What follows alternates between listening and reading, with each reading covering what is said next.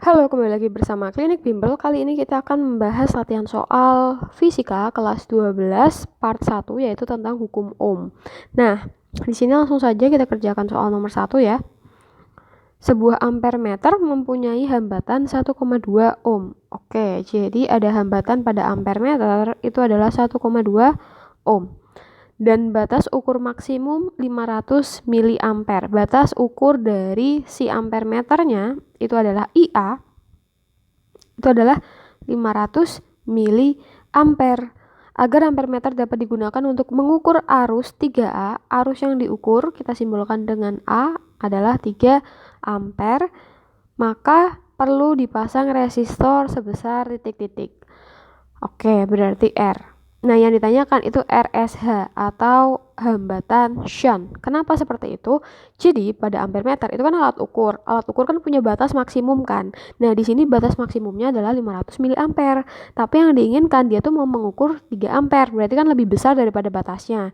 Kalau ada kasus seperti ini, kita akan gunakan hambatan shunt ya. Oke, atau RSH. Nah, RSH sendiri itu punya rumus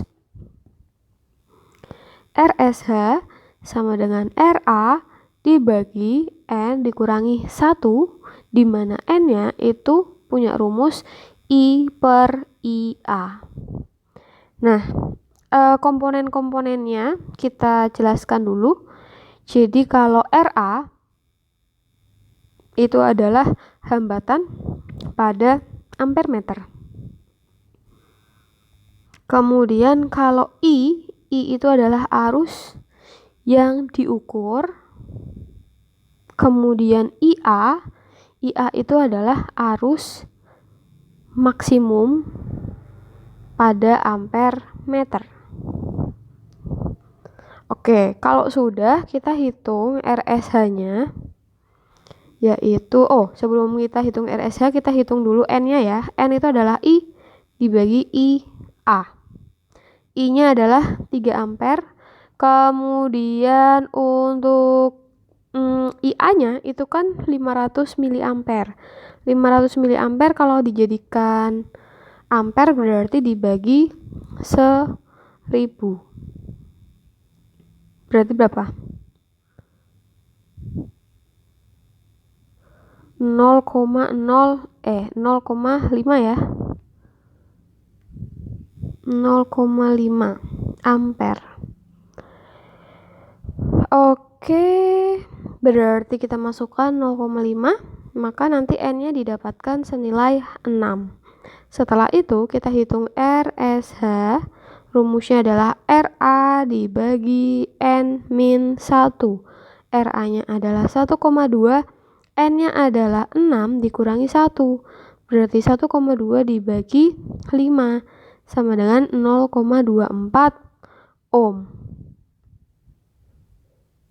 Nah, berarti jawabannya antara C sama D. Perlu diingat bahwa hambatan shunt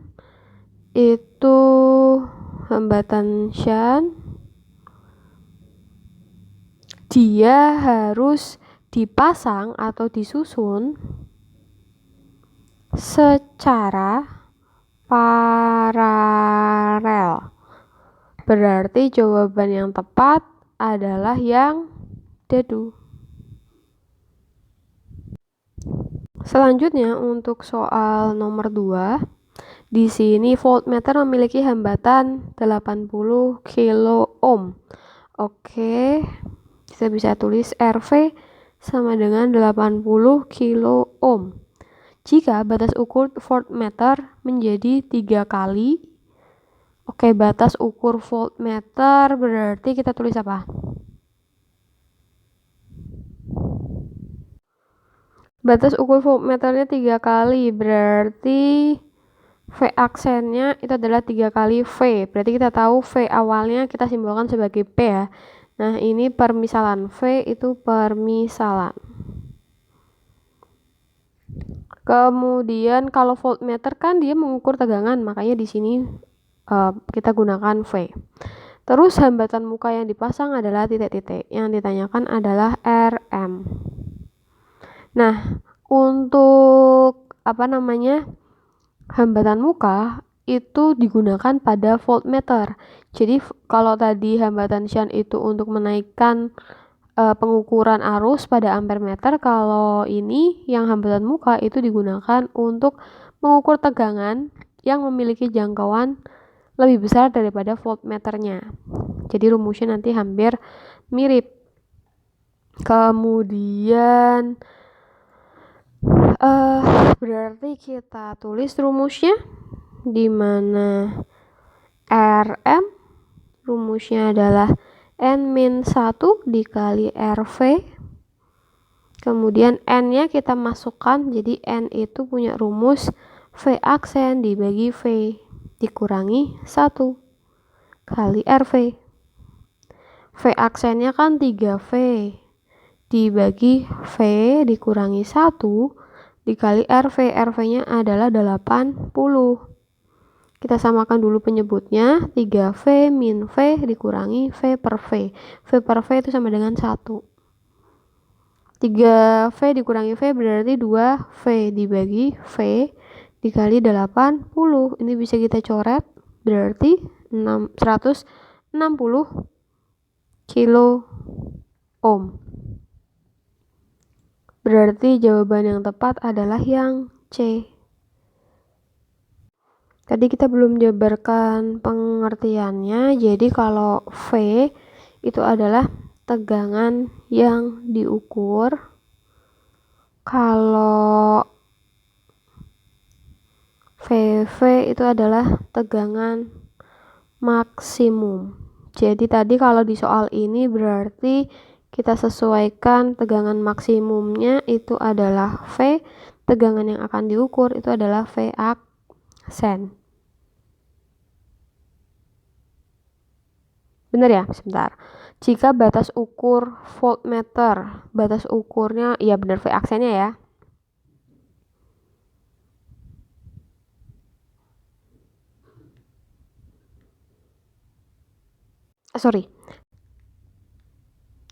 Ini tuh batas ukurnya 3 kali tegangan, berarti batas ukur itu adalah V aksen, yang ini adalah V. Oke, kurang lebih seperti ini. Selanjutnya untuk nomor 3, jadi hambatan pada rangkaian di samping sebesar 700 ohm. Jadi ada hambatan 700 ohm. Arus yang mengalir pada rangkaian tersebut adalah titik-titik. Arusnya itu yang ditanyakan. Nah, di sini kan ada gambar voltmeter ya. Rumusnya, jadi kita ketahui dulu cara baca voltmeter. Caranya adalah V sama dengan skala yang ditunjuk dibagi skala maksimum dikali batas ukur. Oke, maka skala yang ditunjuk itu kan gambarnya kayak gini. Terus skalanya itu ke sini.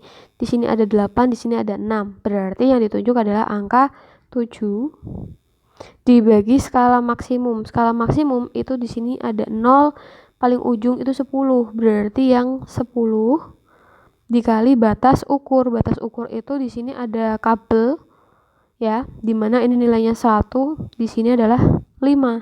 Berarti maksimalnya adalah 5. Coret 2 berarti 3,5 volt. Apakah sudah selesai? Belum. Yang ditanyakan adalah I. Untuk menghitung I, kita menggunakan rumus hukum Ohm yang pertama. V sama dengan I kali R, berarti I sama dengan V dibagi R. V-nya adalah 3,5, dibagi R-nya adalah 700. Berarti hasilnya adalah 0,005 ampere atau 5 mili ampere. Jawaban yang tepat adalah E. Selanjutnya nomor 4, sebuah platina mempunyai hambatan 150, berarti R adalah 150 pada suhu 20 derajat Celcius. Platina tersebut diletakkan dalam suatu larutan sehingga hambatannya menjadi 196. Oke, berarti ini R1, R2-nya adalah 196 ohm. Jika koefisien suhu platina itu adalah 3,92, koefisien dari platina adalah 3,92, 10 pangkat min 3, suhu akhir platinanya sebesar titik-titik. Oke, ini T1, berarti satunya adalah T2. Oke, jadi kita punya yang namanya rumus hubungan hambatan listrik dengan perubahan suhu. Kita punya persamaan R sama dengan R0 1 ditambah alfa dikali delta T. Nah, R0 itu berarti R yang pertama ya, sedangkan R tanpa 0 itu berarti R akhir. Berarti ini biar menyamakan simbol, kita hapus, kita ganti dulu. Nah, ini adalah R0, ini adalah R benar, ini T0, yang ini adalah T2, itu sama aja kayak T. Oke, kita masukkan, yang dicari kan yang dicari T-nya ya. Berarti R akhirnya kita masukkan ke sini aja, menjadi 196 sama dengan R0-nya 150 kali 1 tambah alfanya 3,92 kali 10 pangkat min 3 kali delta T. Maka 196 bagi 150 sama dengan 1 plus 3,92 10 pangkat min 3 delta T. Kemudian kita hitung 196 sama 150 bisa kita sederhanakan nggak? Berapa ya? Kita bagi 2 dulu aja deh. 196 bagi 2 98 ya. Berarti per 75 sama dengan 1 plus 3,92 kali 10 pangkat min 3 delta T. Kemudian langsung saja 98 kita bagi 75 itu adalah 130,6. Kemudian kita kurangi dengan 1 sama dengan 3,92 10 pangkat min 3. Maka didapatkan 0,306.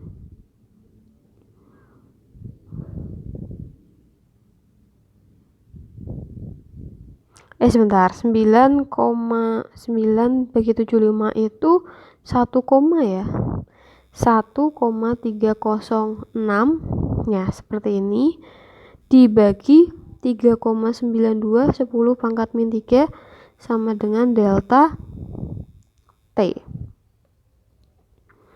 Maka delta T sama dengan 0,306 kita bagi dengan 3,92, nanti didapatkan 0,078 kali 10 pangkat 3. 10 pangkat 3 itu berarti sama aja dikali 1000 ya, nanti dapat 78,061. Nah, delta T punya rumus T2 dikurangi T1, atau di soal ini berarti T aja dikurangi T0 sama dengan 78,061. Berarti T sama dengan 78,061 ditambah T0-nya 20 derajat. Berarti berapa? T-nya adalah 98,061. Oke, maka jawaban yang mendekati yang mana? Yang 98 ya, berarti yang D.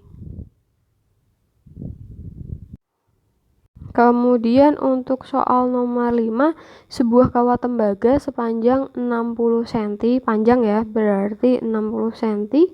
Kita ubah ke meter aja dulu menjadi 0,6 meter. Dengan luas penampang itu adalah A, 1,24, 10 pangkat min 7 meter persegi. Kemudian jika hambatan jenis kawat itu adalah rho 1,68 kali 10 pangkat minus 8, maka hambatan kawat tembaga adalah titik-titik, itu adalah R-nya. Nah, hambatan itu ada hubungannya sama hambatan jenis. Kita menggunakan rumus R sama dengan rho kali L dibagi A. Kita pakai ini. Berarti komponennya sudah diketahui semua, maka kita tinggal masukkan R sama dengan 1,68 kali 10 pangkat min 8. L-nya adalah 6 kali 10 pangkat min 1 dari 0,8 ya, 0,6. Bisa tak tulis 6 kali 10 pangkat min 1. Kemudian dibagi dengan 1,24 10 pangkat minus 7. Oke, kita hitung dulu angka-angkanya, hilangkan yang 10 pangkatnya, berarti 1,68 kita kalikan dengan 6, itu adalah 10,08 kali 10 pangkat min 8 ditambah min 1, berarti min 9, bagi 1,24, 10 pangkat min 7.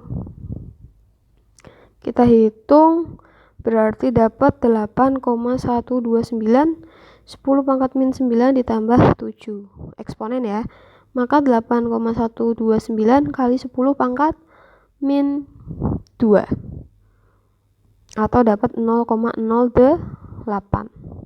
ohm. Berarti jawabannya adalah yang B.